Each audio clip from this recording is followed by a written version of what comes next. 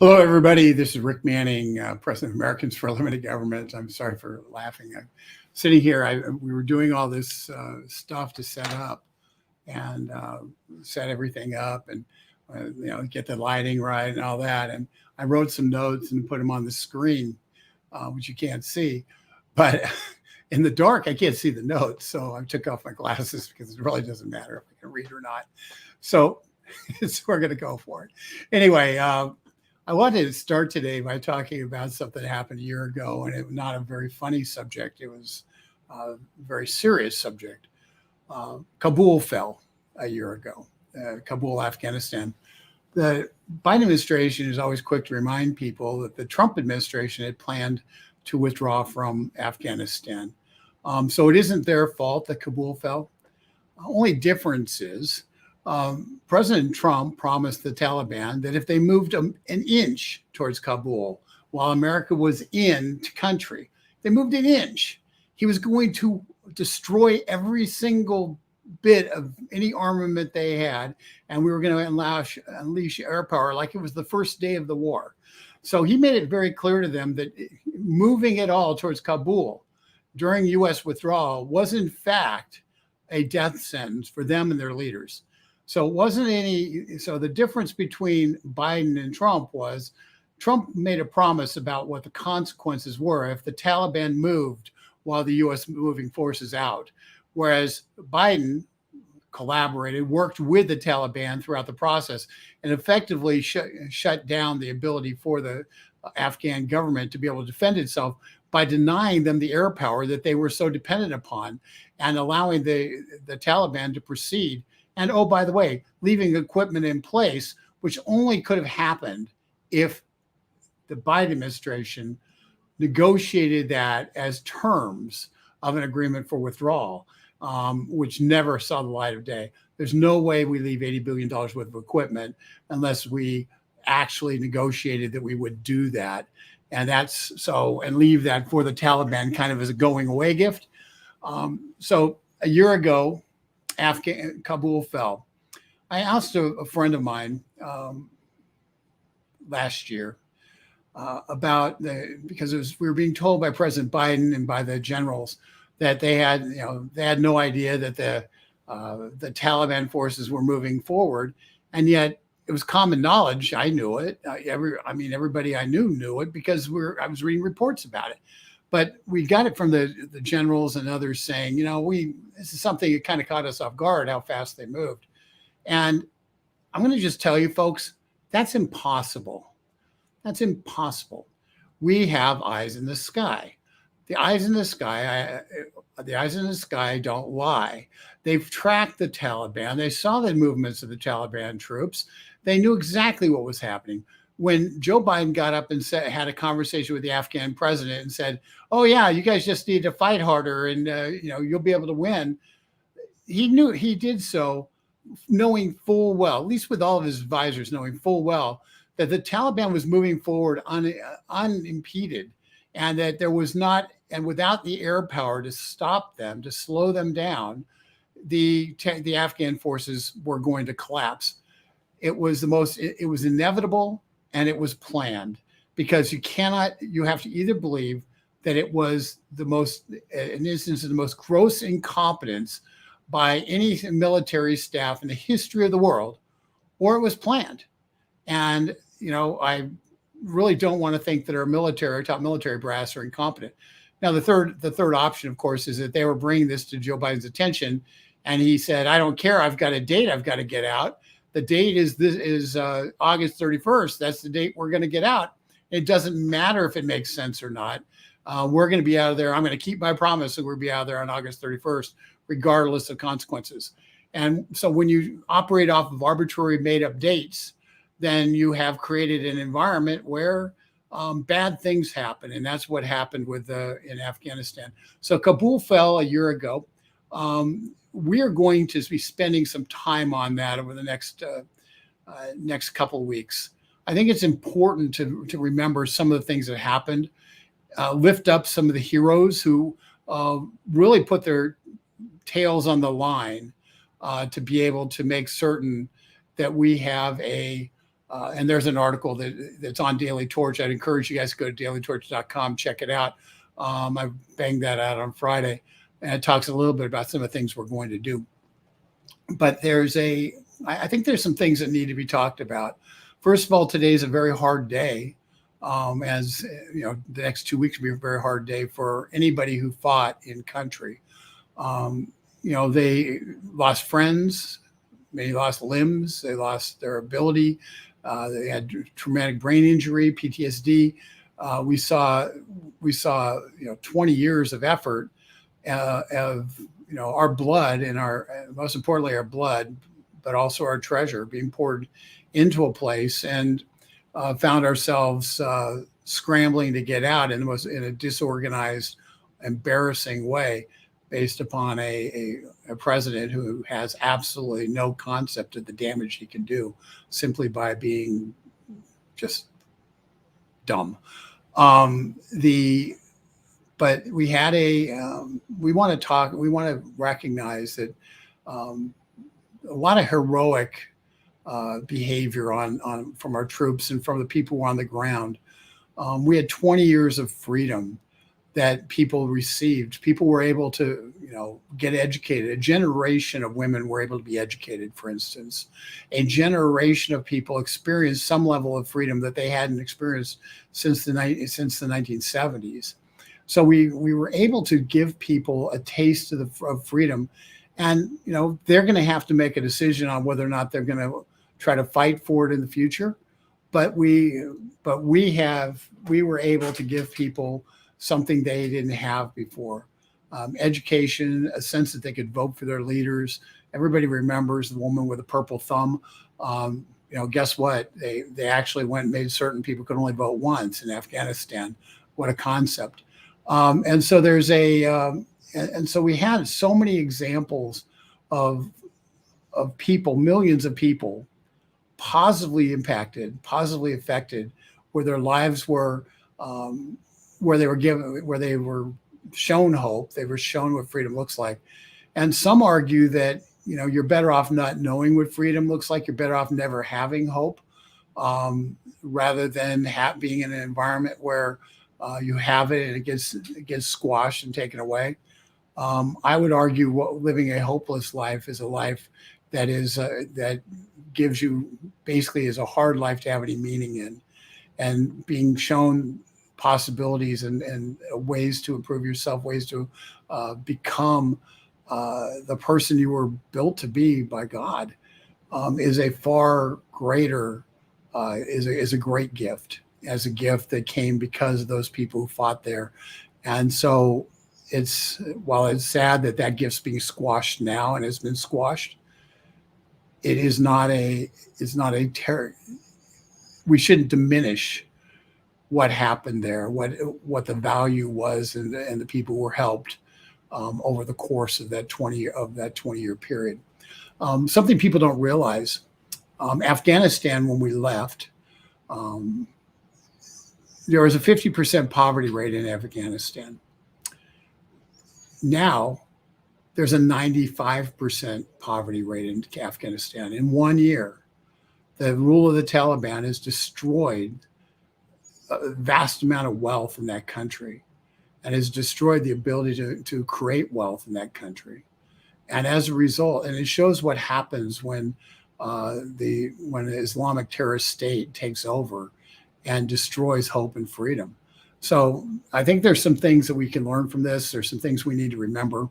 But if anybody's out there, and if you know anybody who did fight or lost someone in Afghanistan, I think it's really important today that we comfort them, that we provide them the sense and the knowledge that what their loss was not in vain. People did, in fact, achieve and have better lives and create hope. And hopefully we're built an underpinning for a continued longing to be able to have that hope, so that they can become free themselves in the future.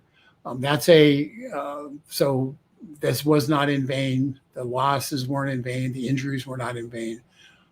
Sometimes you do stuff, and you create environments, and it doesn't take necessarily. But the fact is, there's never any shame and shouldn't be any sorrow in striving to make people more free and give them the opportunity to exercise that freedom.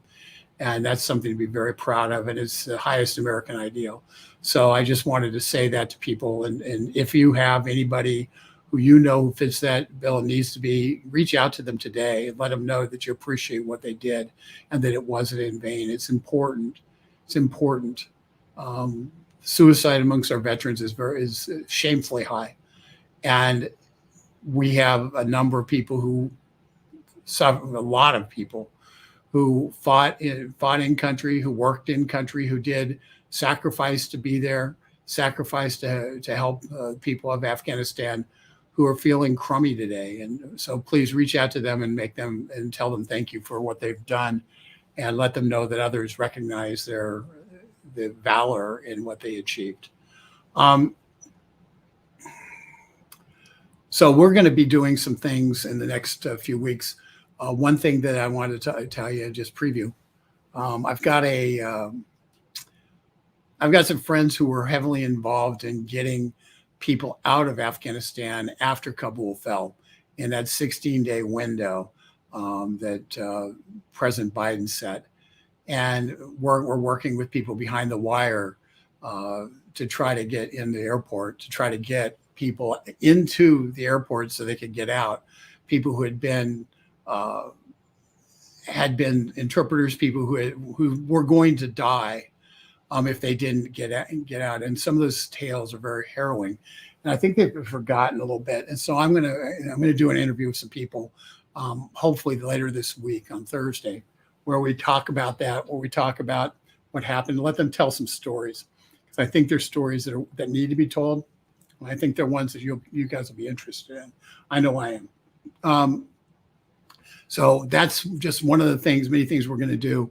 I'm endeavoring to get a couple of other things done, at least have 3 of these between now and the end of the month, focused on Afghanistan, and really giving some details and some things that expose you to some people who and some ideas that maybe you didn't know, or if you did know, at least reinforces what you know. And so the chats in those should be really interesting too. I'm going to do the, let's see here. Just going to look down and see. Yeah, one of the things that Robert Romano points out in the chat is 84 people rather are still trapped. 84 Americans are still trapped, according to the House GOP report that they issued last month. So, for all the talk, we still have Americans essentially held hostage in Afghanistan, unable to get out, and fearing for their lives every day. And that's a tragedy. And I don't know how. Essentially, that's something that we have to fix. We have to figure out. I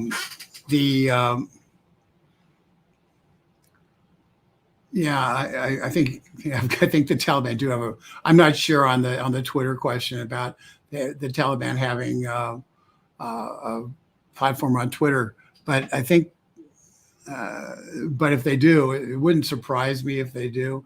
I'll let somebody else check out the Twitter on that and report back. How many Americans still trapped there? That's 84. Let's see here.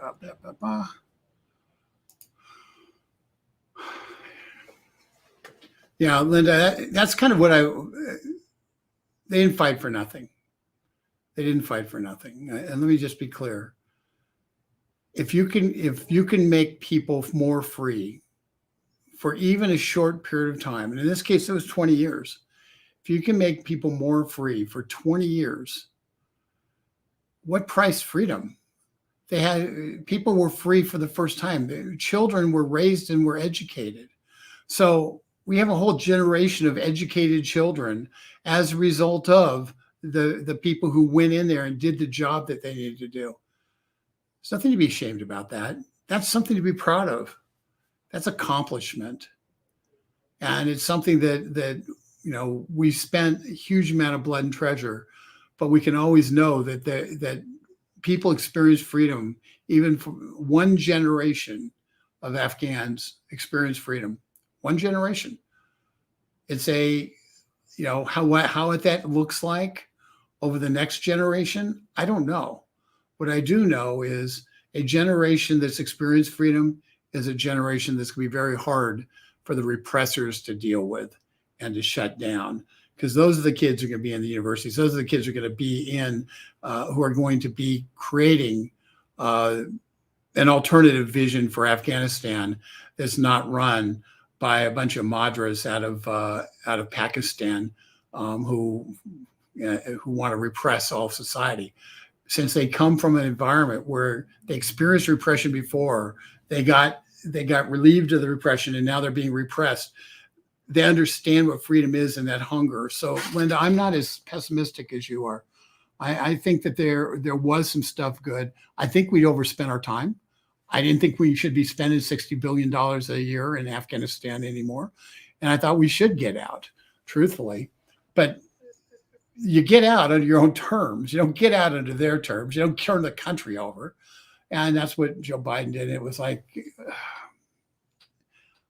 like a lot of things with this administration, you'd think if they just flipped a coin, they'd get it right half the time.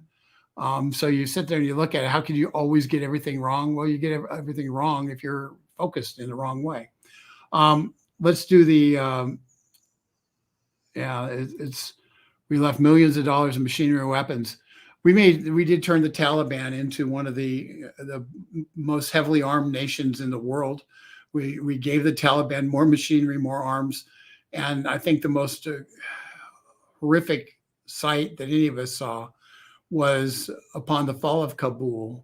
And actually after we left the airport, we saw American helicopter. We saw at least one video of American helicopter being flown with someone who was reportedly an American supporter, being hung from the railing of that helicopter and being flown around as a sign of what happens to people who work with Americans. It was horrific.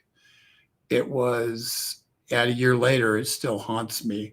And it's a symbol of the betrayal of those who are legitimately helpful, as opposed to, we ended up with a lot of people coming who, quite honestly, I don't know how they got through the wire, but we left a lot of people who should have been brought here behind. And we ended up with a lot of people who we brought here who haven't apparently exactly embraced American values. But that's where we are. And we're going to talk more about this. Hopefully I'll have another section on Thursday. We'll let you know about, my hope is it'll be 4 p.m. on Thursday. So put it on your calendar. And if something changes, we'll let you know. I want to go on now and talk a little bit about Mar-a-Lago again. And the reason I want to talk about Mar-a-Lago is because there's a lot of stuff that's actually happened in Mar-a-Lago. The first thing I want to do, though, is I want to go to an article that Robert Romano from our shop on Friday did. And it's really important to understanding this. The FBI and the Biden administration put out all this garbage that the left has grabbed onto.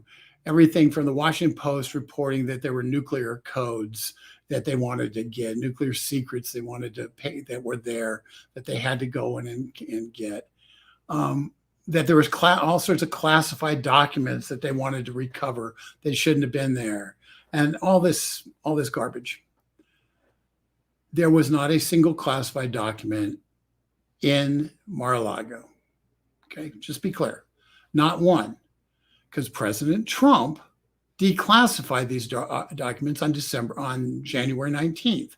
He'd been fighting with the Department of Justice to declassify these documents. Department of Justice was stonewalling him. Yeah, the Trump Department of Justice was stonewalling him because the documents that he was getting appear to have been the ones that implicated those who were behind the Russiagate probe, the whole fake news Russiagate investigation. And so he was declassifying the documents that showed just how rotten the Department of Justice was. And so guess who was controlling the declassification process of the Department of Justice? Those same individuals who were culpable. And so what we had, so Donald Trump on January 19th said, heck with you, I'm declassifying them anyway. Here's what the left needs to understand. They seem to forget. The president's elected, okay? In the Constitution, Article 2 vests certain powers with the president of the United States, including the classification of documents, okay? So when you have anybody who's working in the administration derives their power for classification for virtually anything they do directly from the president. The president doesn't derive his power from the people who work for him. The person who's elected gets to call the shots. The people who work for him get to follow the orders. And they don't get to say, oh, well, I don't agree because I don't like what's in it. They don't get to do that. Now, they can push back and say, I think that we should redact some things. We should do this and this. But at some point, a decision gets made, and they've got to comply. The Justice Department decided that they could basically stonewall the whole darn thing. And that's what they did. And so President Trump declassified all the documents that basically implicated them. So what happens? And if you want, I'm going to show you something here. Let's see if I can figure out what it is. Okay. Oh, Chroma. I got to get this mouse fixed, man. Okay. This is a memo on the declassification of these documents. Okay. And it's a memorandum that's saying declassification of certain materials related to FBI's Crossfire Hurricane investigation. By the authority invested in me as president by the Constitution and the laws of the United States of America, I hereby direct the following. Okay. This is the memo that the president sent declassifying those very documents that the FBI went in to capture. Okay. To say, oh, they're classified. I've seen no proof. Well, if anybody says they haven't seen proof of declassification, you can look them in the eye and say, well, I have.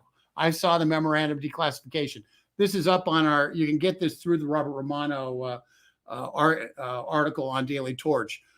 So go to dailytorch.com, click that article, and download this memorandum of declassification. At least get it in your files, because this can be a point of argument. The interesting thing is we know a couple of things now. Paul Sperry got suspended from Twitter for pointing this out. Reports that the exact agency, part of the FBI, the Counterintelligence Bureau, that ran Crossfire Hurricane, that same agency, those same agents were the ones that conducted the raid on Mar-a-Lago. So when they're chasing all over the house, all over the place, going through Melania's closet and everything, they were looking for documents that implicated them for malfeasance, so that they could put them back under classification under Joe Biden, reclassify them, and so that they can never be made public, so that they can be so they could never be held accountable for their actions. That's what you saw in Mar-a-Lago. That's what that attack on Mar-a-Lago was. That's why they demanded that all the cameras be turned off in location, because they wanted to be able to run freely through the place, rifling through Melania's closet, among other places. So that's what you get when you have the people who are implicated in a criminal investigation suddenly in charge of, they create another criminal investigation in order to grab materials so they can cover up what they did. And as Paul Sperry pointed out, these are the exact people who are under the Durham investigation. They're being focused on by John Durham, at least to some extent, because it was their operation that was being run, initially started out of the Democratic National Committee and out of the Hillary Clinton campaign.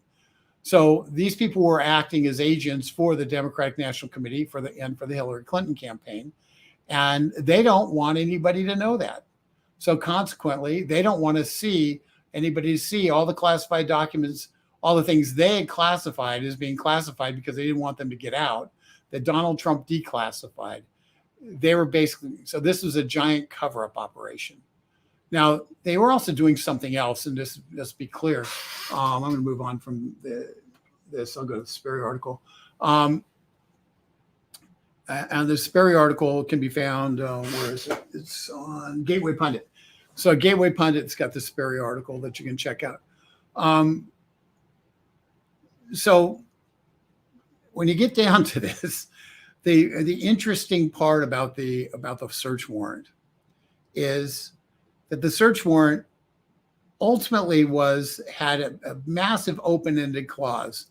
And some Democrats have been pointing out that the real value of the search warrant wasn't the classified documents, which weren't classified. The value for them was that they were basically covering up for the FBI. But the value was they could go around and they could basically pick whatever documents they wanted to pick up, and could go through all the file cabinets, get whatever documents they felt that they wanted to pick up, including documents that were communications, legal communications between President Trump and his attorneys that are protected by attorney-client privilege. So they use this as a means to grab documents. And the way the Mueller investigation worked, the way that the way the FBI and the U.S. attorney's offices have used documents in the past is they go off and they get documents in a way that can't be used in court.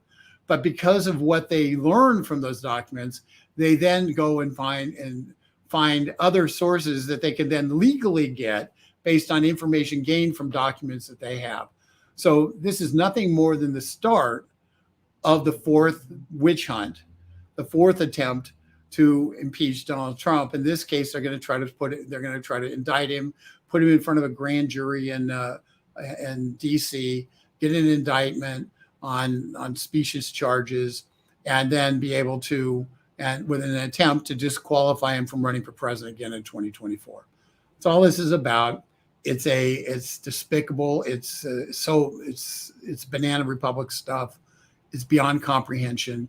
But folks, there's something we can do about it. Okay, there's really something we can do about it. I'm going to go to our Daily Torch article here again, and I'm going to go and take you to some place here right in the top, and because there is something that can be done, and I'm kind of truthfully a little tired of people sitting there and kind of throwing up their hands or doing things that are counterproductive. And by the way, we've got great stuff up on Daily Torch. I would strongly encourage anybody to check it out, because we've got some great articles on there on this subject and others. But if you do nothing else, take the article I've got on Daily Torch up right now, not Ted Danson, who I don't want to even show you. Somehow Ted Danson keeps showing up on as an ad, and I hate Ted Danson.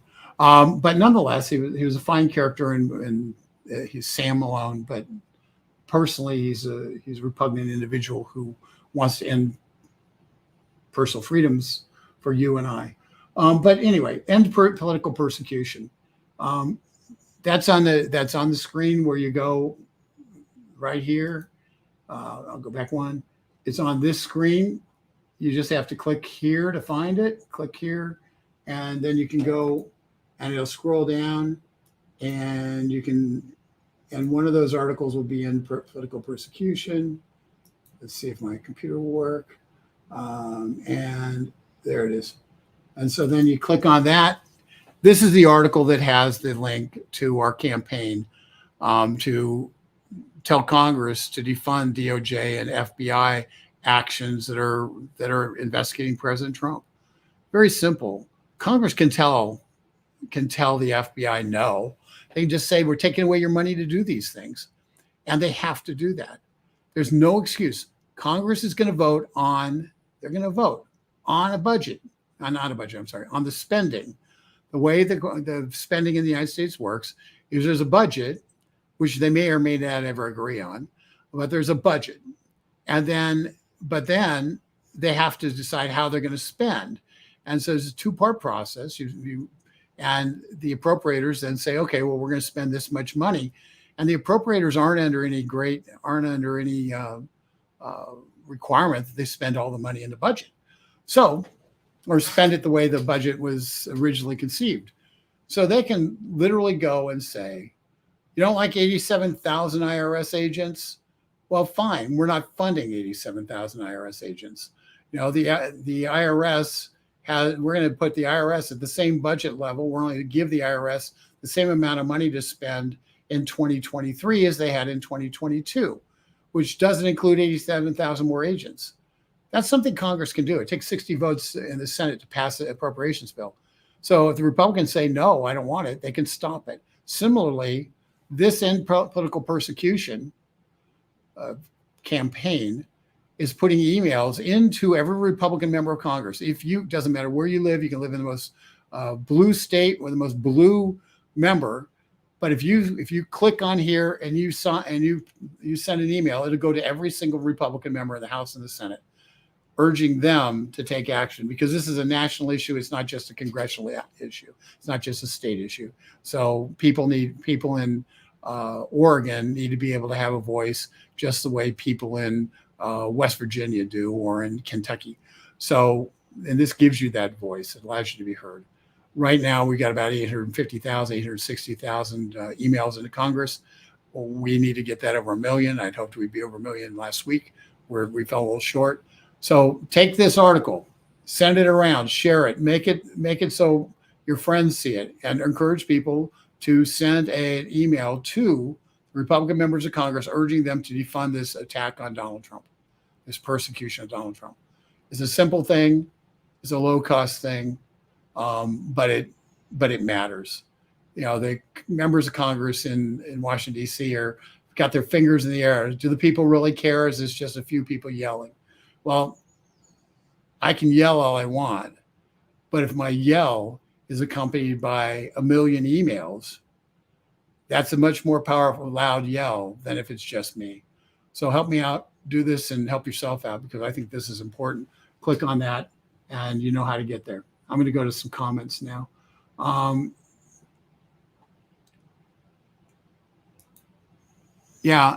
Jeff, you're right. It's so obvious that the Biden administration is going after Trump, and it's all a conspiracy and plot. That's what you said is exactly right. That is what they're trying to do. The Democrats have gone nuts. I mean, we've heard this thing, Trump derangement syndrome, and some people thought it was kind of not real. It's just a kind of a media thing.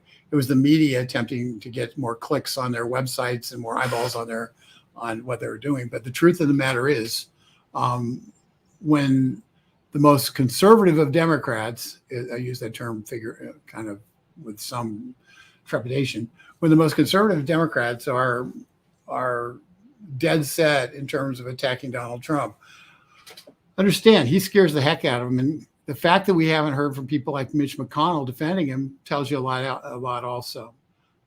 So this is not, we need to get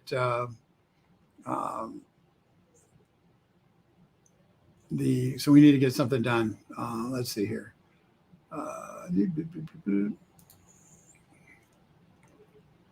Okay, Rita, we need to get Trump back in the White House.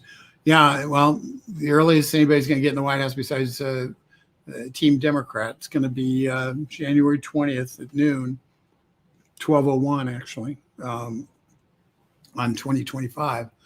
And what we need to do now is we need to set the predicate where the Republicans in Congress are fighting, as opposed to waving white flags. No retreat, and that goes for what's happening in Wyoming tomorrow when Liz Cheney gets her opportunity to face the people of Wyoming and finds out just exactly how popular she really is. And the polls indicate she probably isn't very popular, but those are the kind of things that matter. We have to, and once again, if these guys get 10,000, each one of them get 100,000 emails, they can't ignore that. That's where we have to be. We have to so overwhelm them with emails that they sit there and say, I don't have a choice but to fight, because if I don't fight, I'll be politically ended. That's what we have to do. We have to make them pay that price. We have to force them to do that. And that's why I really encourage you to do this, to go and do the, go to dailytorch.com, get to the End Political Persecution article and be able to take action. It matters. And quite honestly, not doing it also matters. And it puts us all in a bad way. And with that, I'm going to settle down here and just remind you that we're more than likely going to have another one of these, talking specifically with some people who were involved in Afghanistan in terms of getting people out. And maybe I'll talk about a little bit about some of the things that have happened subsequent to the withdrawal. And so it's going to be a really important view of what's happened, and hopefully lift up some people who truly were here and are heroes, trying to fix a disastrous situation that the president, this administration, left us in a year ago. And so with that, I'm going to sign off. I appreciate y'all hanging with us, and hope that you will check out all the articles I posted to on Daily Torch. You will learn a lot. With that, have a great, great day. And if I can get the crazy cursor to go over